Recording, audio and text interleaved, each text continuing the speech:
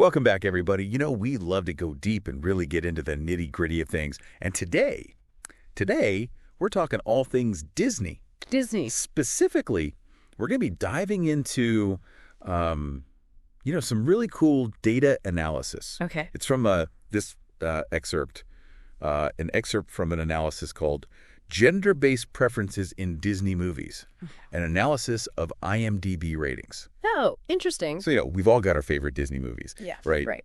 But it turns out men and women might have some slightly different tastes. So we're going to see if the data backs that up. Fascinating. And what's so great about this analysis is that it's rooted in hard data. Not just anecdotal evidence or opinions, but actual IMDb ratings. Oh. So we can really get a sense of these sort of, these broader trends in terms of gender. In the data skies we take our flight. Trends and numbers come to life. Colors and charts, they dance and play.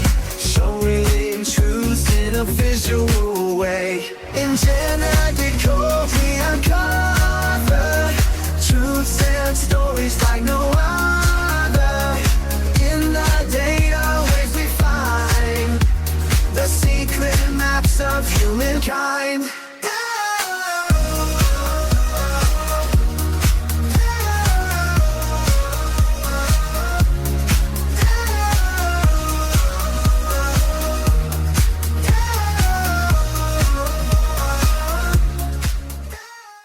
Well, men and women, they don't always see eye to eye, when it comes to those Disney movies. Interesting. So it's not just random. It's not random, no. There's actually patterns here. Clear patterns, yeah. Yeah. And it's not just personal taste. We're talking statistically significant differences here.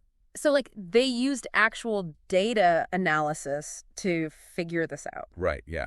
They use t-tests to compare average ratings, and the results are pretty compelling. Oh, wow. Can you give us an example? Sure, yeah. So one of the most striking things is how certain movies really resonate with female viewers. Okay. Much more so than men. We're talking about films like Frozen 2, Pocahontas, The Little Mermaid. Yeah. Those consistently score significantly higher with women. Interesting. Yeah, those all have strong female characters, right? Is that kind of the connection? Yeah. The female leads. Having a female protagonist is definitely a factor, but it actually goes deeper than that. It's not just about having a woman as the main character. These movies, they often explore themes of self-discovery, challenging societal expectations, forging your own path. Okay. Those kinds of things. And historically, those kinds of narratives have often resonated more with women. Yeah. So it's tapping into something more about the female experience. Right, exactly. Okay. It's Disney's reflecting these evolving societal values. It's fascinating to see how that plays out in viewer preferences. Now, I'm guessing there's another side to this. Oh, yeah, absolutely. Where there are movies that the men rate higher. Yeah, and it's interesting when you look at those films with a strong male preference, you start to see a different pattern emerge. Titles like Pinocchio, Fantasia, and The Jungle Book, they stand out. Okay. So on the surface, those seem pretty different. What's the common thread there? Well, yeah, on the surface, yeah, very diverse. Yeah. But when you look deeper, they all tap into these classic archetypes and themes that have resonated with male audiences forever, for generations. Yeah. The hero's journey, facing challenges, humor, and ultimately resilience. Yeah. So this classic adventure stories. Yeah. Overcoming obstacles. Exactly. It's almost like a primal urge to explore and conquer. Yeah, precisely. Okay. And it's interesting to note that a lot of these, male-leaning films are also some of the older Disney classics. Yeah. Which brings us to another layer, nostalgia. Oh, yeah. The role of nostalgia in all this. Nostalgia, yeah, it makes anything good, it seems like. Right, that warm, fuzzy feeling. Right. Even if the movie isn't that good. I know, I definitely have a soft spot for a lot of those Disney films that I grew up with. Of course, yeah. And the analysis found that across the board, older Disney films tend to skew slightly higher in ratings from men.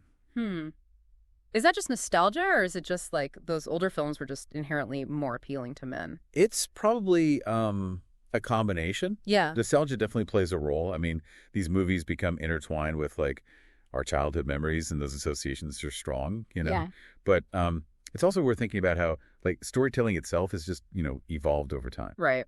And speaking of evolving storytelling, we can't ignore, I guess, the princess in the room here. Right. This analysis specifically pointed out princess movies as consistently scoring high with women. Yeah. Which, not a big surprise there. Yeah. It's easy to assume that all women love princess stories, but it's actually more nuanced than that. Really? The question is, why do these particular narratives hold such appeal for so many women? Yeah. So, like, what is it about those princess stories? Well, on one level, it's about escapism and fantasy. Yeah. These films offer like a portal to a world of enchantment and romance and beauty. Right. It's like stepping into a fairy tale. Exactly. Yeah. And who doesn't love a good fairy tale? Yeah. Especially when you're a kid. Right. But I mean, it's got to go deeper than that, right? It does, yeah. These stories also often explore themes of self-discovery, finding your voice, and challenging traditional roles, Yeah. And those elements can be especially relevant for young girls. I see what you mean. Yeah. So it's not just, about finding Prince Charming. It's Right. about finding yourself. Exactly, yeah. And that shift, it reflects this larger cultural movement, right? Yeah. Towards female empowerment, more agency, and Disney is both reflecting that and maybe even helping to shape it. So it's not just entertainment. It's like a reflection of our culture. That's cool. Now, I'm wondering, are we seeing the same kind of thing with these newer Disney films? Well, that's where things get even more interesting because the analysis found that newer Disney films, they're still popular across the board, of course. Yeah. But they tend to have an even stronger female preference compared to the classics. Wait, are you saying that that the gender divide is bigger in the newer films? It seems to be, yeah. Oh, wow. And it raises some questions about how, Disney's storytelling is evolving. What does that mean for the future of the studio? Okay, now I'm really intrigued. Like, what could be driving that? What could be driving that trend? Well, there's a few possibilities. One is that, maybe Disney is just becoming more attuned to what female audiences want. Okay. They're crafting stories that really connect with women and girls. So it's like they're being more intentional about, Representation. Inclusivity, yeah.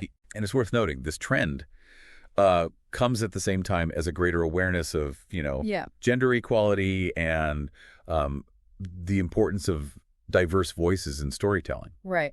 So as audiences become more aware and more demanding, studios like Disney, they have to adapt. Exactly. It's a two-way street. Mm-hmm. Audiences drive change and studios respond. Right. And the data from these IMDb ratings gives us like a glimpse into how those dynamics are, how that's all playing out. So we're seeing this trend where these newer Disney movies are resonating more with women. But there's another twist in this analysis that I thought was really surprising. You mean that overall female preferences are actually stronger than male preferences? Yes, that's what I'm talking about. I thought it would be more balanced or maybe even lean towards men a little bit, given all that action adventure hero stuff we were just talking about. Right. But the data is showing women's opinions are actually having more of an impact on those overall ratings. It is pretty remarkable when you think about it.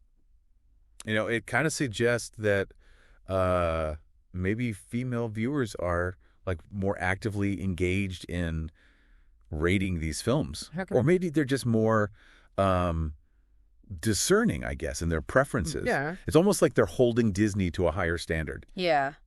It makes you wonder if Disney is aware of this, are they looking at this data and being man, we really got to deliver for the women watching these movies. I mean, it's possible, right? Any studio that's, smart, they're going to pay attention to who's watching their movies. Yeah. They're going to cater to, what people want. But this data, it's not just about pleasing the viewers. This could actually change how Disney makes and markets their films. Okay, so how? Well, think about it. What if movie trailers were made, specifically to appeal to men or women? Okay. They could highlight different themes, characters, music, based on, what they know each group likes. Oh, yeah. I love that. Like, you have a trailer for a princess movie, and it's really leaning into that self-discovery and empowerment Exactly. to get the women, you know? And then for the guys, they show more of the funny or adventurous part. Exactly. It'd be like a whole new level of marketing. Yeah. You know? And who knows, maybe it'd even lead to like better stories, more diverse stories. Right. As Disney tries to, appeal to everyone. That would be incredible. Like, imagine Disney movies getting even more creative because they're really listening to what people want. Right. This is really making me rethink how I see Disney. Well, that's what we're going for. Yeah. To make you see these movies, your own preferences in a new light. Okay, so before we go too far, let's just recap, like, the key things we've learned. Yeah, good. So the big one is men and women, they definitely have different tastes when it comes to Disney. For sure. We see it in the ratings, the themes, the characters, even the nostalgia factor. Yeah. And those differences, they're not like random or just on the surface. Mm-hmm. They show us bigger cultural trends, societal values, whether it's, adventure and resilience, Right. or self-discovery, challenging norms. These movies really tap into something fundamental about how we see ourselves. And probably the most surprising thing is, like, just how strong those female preferences are. Right. Compared to, the male ones. It really makes you wonder how Disney will change and what it means for stories in general. It really does. It makes you wonder, like, how will this change how these movies are made, how they're marketed, and what does it all say about the power of representation, Yeah. making sure there's something for everyone. You know what I'm wondering, though? Like, what about the people who don't fit neatly into, male or female? That's a great point. We've been mostly talking about men and women, Yeah. but obviously there's a whole spectrum of gender identities out there. Yeah, and I wonder how those viewers, connect with these Disney movies. Do they, like, lean one way or the other? Right. Do they have, like, their own unique things they look for? It'd be really interesting to look into that. It really would. And it shows you, like, the limits of any data, Yeah. We're always putting things into categories, Yeah. but the real world is much more, complex. So true. But even with those limits, like, we've still learned a lot about Disney and what these films say about, about us, about our culture. I think so, too. Yeah. And the cool thing about this kind of analysis is that it makes you ask more questions than it answers. Right. Or it makes you curious and want to, like, dig deeper. Speaking of digging deeper, there's one more thing from the analysis I wanted to bring up. Oh, you mean how the source material didn't just look at overall ratings? Yeah. But it also looked at the age of the viewers. Yes. I think that's really important because it adds another layer to all this. Definitely. I mean, our preferences and how we see these films, it changes as we get older, right? Yeah. What we like as a kid might not be what we like as an adult, and vice versa. Exactly. Mm. And it makes you wonder if those generational differences could explain some of the, some of what we're seeing, like maybe some themes or characters are just more appealing to people who grew up in like a certain time. It could be. And it shows how important it is to think about like the historical and cultural context, Yeah. When these films were made. Right, because Disney movies, they're not just like timeless entertainment. Yeah. They're products of their time. Yeah. They show us the values and anxieties, the things people were hoping for back then. And as those values and anxieties change, the way we see these films changes too. Right. It's like a conversation between the past and the present, Yeah. filtered through our own experiences. It's like we're watching a time capsule. It Wow. really is like a time capsule, yeah. But with all this data, all this analysis, I keep coming back to one question. What's that? What about just the individual person watching the movie? We've talked about like big trends, men versus women, but everyone's experience with these films is different, right? Totally. We can't forget, like, behind all that data, those are real people. Yeah. With their own lives, their own values, Right. their own connections to these stories. Exactly. So it's cool to see these patterns, but we also got to remember, everyone sees things their own way. Of course. Yeah.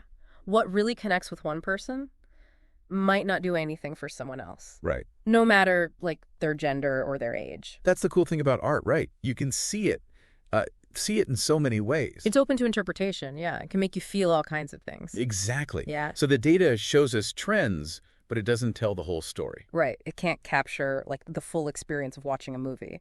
Okay, so where does that leave us? After this whole deep dive, what's the big takeaway about Disney and gender? I think the big thing is there's way more to these films than we think. They're not just like simple entertainment. Yeah. They reflect our culture, our values, how we understand ourselves. And we see those reflections in the characters, the stories, Right. even in how people react to those stories. Exactly. So next time you watch a Disney movie, try to look past the surface. Yeah. Think about the culture, the history, even your own biases, your experiences Right. that change how you see it. It's like we've got these new tools to understand these movies. And that's what keeps these stories, alive, keeps them relevant. Yeah. Well, we've talked a lot today. Any final thoughts before we wrap up? Just this, never underestimate the power of a good story.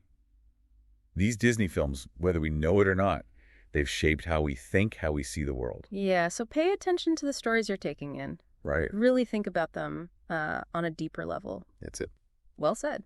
Okay, time to wrap up this deep dive, but I want to leave everyone with a little something to think about. Yeah. Look at your own favorite Disney movies. What do they say about you?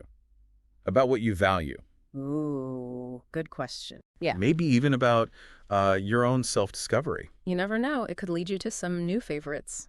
That's right. Until next time, keep diving deep and never stop asking questions about the stories that shape our lives.